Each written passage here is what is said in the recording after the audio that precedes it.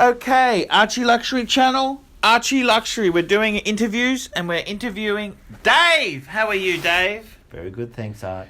Dave, very interesting topic today. Here we go. In your hand, I'm placing, Dave, the ZENITH El Primo 42mm, and this is the open. It's not the full open. The full open is the full exposed dial, but skeletonized. But this is the open heart type of watch.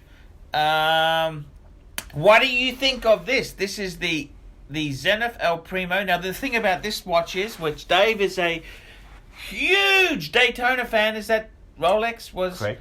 using a ZENITH, well, admittedly a modified ZENITH movement in their Daytona range. So I want you to have a look at this. What do you think of this watch? What do you think of it? The dial is very busy, but in a good way. The interesting thing is too, this watch here, with the open heart there, so to speak, it doesn't have a date feature, just No. like the Daytona Rolexes with the ZENITH movement don't have a date feature either. What do you reckon? I like the colours of the little circles with the blue Yep, and the the eyes grey. there. The yeah, eyes are very yeah, nice, Yeah. and it contrasts the rest of the watch quite well. Yes. But they're overshadowed by the open heart. The open heart. Do you like the open heart? I kind of think it's a bit chintzy. It's a bit like a fake tourbillon, but No, I like it. You I like prefer, it? I prefer You the like open it? heart. Okay. Yes, I prefer. Okay. If I had the choice between that and the open heart, Yeah. the open heart and not, I would Yeah. go the open heart. Because Okay. this is the ZENITH movement. Yep, no, it's a... So ZENITH was one of the... It's a bit of a complicated story. 1969, that's a 1969, because that was when ZENITH introduced their automatic chronograph. There was a bit of a rush, there's a bit of contention. Was it Hoya who had the first automatic chronograph, or was it ZENITH, or was it Seiko? A bit of a debate there, but... The interesting thing is, with the ZENITH chronograph, they were that movement was a movement where they designed it from the ground up to be a chronograph. Whereas with the Hoya movement that they used, caliber 11, they used a module. They've stuck on a module to an existing movement. Tell me this. That watch there, is it quality? Is it amazing? And do you want one? Yeah, it's a good quality piece. It's a connoisseur's watch. Like, it's not for your everyday person that just wants to get your standard Rolex. So it's a very nice piece. Would I get one? Maybe. But Limited investment potential. Yeah, limited. I think you'd that's the buy problem. it purely on the basis. You of want enjoyment. it yourself? Yeah, but you wouldn't pay retail. Well, you reckon you wouldn't pay retail? No. No. In the second-hand market, these things just So, drop like a stone. to be completely honest there, if it does come my way, it'll cost me, it's 4,800, box and booklets, but I don't think it's got papers. Oh, it doesn't have papers? No, it's got booklets, but No, I thought no it was full guarantee. box of- I think it's missing. Okay, Okay. it's missing. Okay, it's missing. Beggars can't be choosers at that price. Then it's got a ZENITH buckle and strap, which didn't come with the watch, but they've been purchased. Yep. So I'd have to pay 53 Aussie for it. What do you think in this market? Would you be paying 53 Aussie, or you would be giving it the wide berth? The wide berth. No, I'd pay 53 Aussie for it. 53 Aussie's Yep. okay?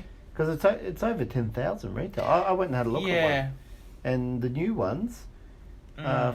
over 10,000. You can get a discount. Yeah. But they're not going to give you a 50% discount. No. And this has got no scratches. It's in good Oh, it's got a condition. little scratch. Yeah, but nothing major. Just have a look. See, Yeah. just there. See there. It's got a Yes. little. Yeah, But that's just a little nick. It's not Yeah. really even a.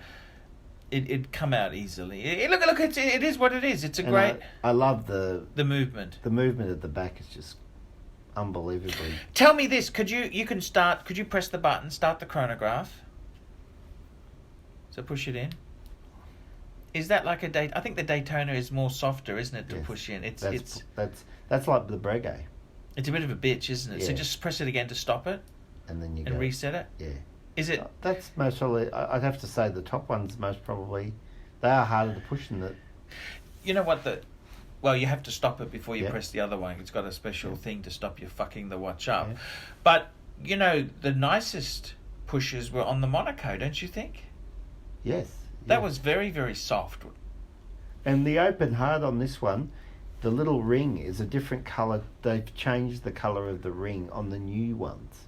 So when I went to I saw the open heart new one, you can tell the difference because the ring on this one... I don't think that's that old, that one. No, but the ring is a different colour. The new one, when I went to the AD mentioned that to me, that you can tell a new one by the colour of the ring. This one... Is he saying the new one's better, or what's he saying? saying? It's just saying it's a different colour. It's a different colour. So that's how you can tell. That okay. When I say new, he sort of says in the last year or so. Okay. Yeah, but no, it is a good watch, and the buckles are a bit of a bitch. It's a bit of, that's where I think the Tudor does a nice job on that. Is amazing. But that's kind of a butterfly thing, but it's fucking confusing. It's like your Pam. It's like your Pam. Oh, the Pam's worse. Pam's worse. But saying that though, you can it's. So your opinion, you're a serious collector. Would you lust after that instead of a Daytona, or it's Daytona? Oh, I love my Daytonas, but Daytonas are... I can buy 5 of these for a Daytona. The interesting thing is, I want you. It'd be a good addition to my chronograph collection. I don't think you have a chronograph collection.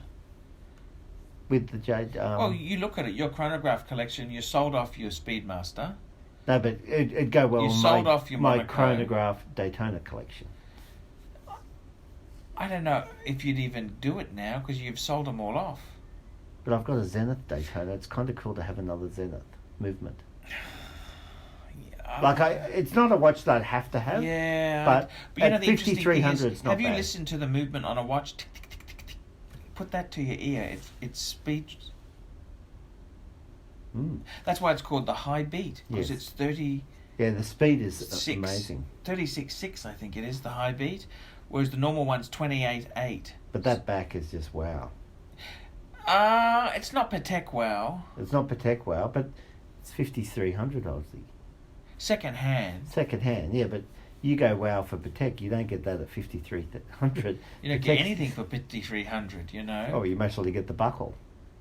Yes. No. You're right. It's very. But that, mind you, that's second hand. The back movement. It's beautiful. It actually reminds me, and you will laugh at me, my Dark Side of the Moon. It's not as good a quality, obviously. Yeah. The Dark Side's to this, but the Dark Side had that open movement, and it's similar in looks. The Monaco had that too. That looked a bit shitty. Yeah, the Monaco. Yeah, the Monaco didn't. So, out of 10, what would you give that watch? I'd give it an 8. And as value-wise, in terms of what you're going to pay for it, yeah, I think it's about. Mind you, it is a hard thing to resell. Then you don't buy this to resell. It's like buying an Alfa Romeo. You may buy it cheap, but you also sell it cheap. But you don't buy this for resale value. No, you buy it because you enjoy chronographs. Yes. As you say, a normal person who just goes your standard Rolex is not going to buy this. No. And you can't find these. You go into stores, there's very few of them around. So that could possibly be because they never fucking sold well in the first place. But it is definitely an acquired taste. It is an acquired taste. Look, I think it is a quality watch. I think it's. Would you buy it?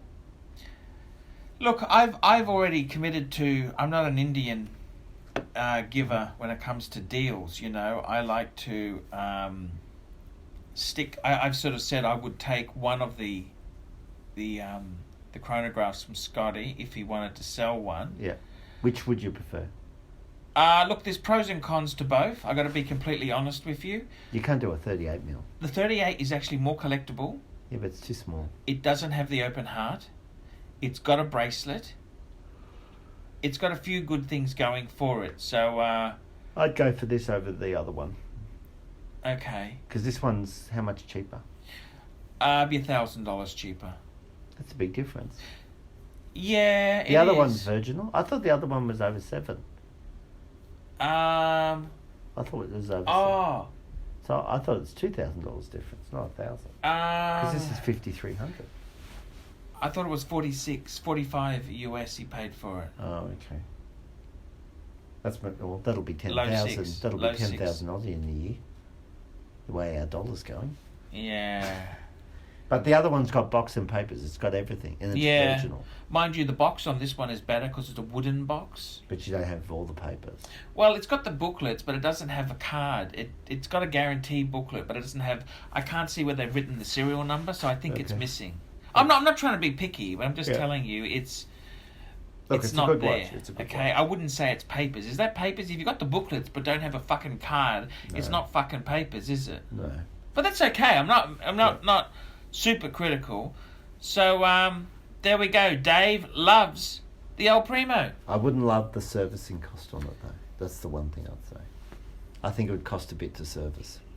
Yeah, they're gonna make money somewhere. Well, the movement would cost a bit. Yep. No worries, Dave. Thank you for your thoughts on that. Thank you, Dave.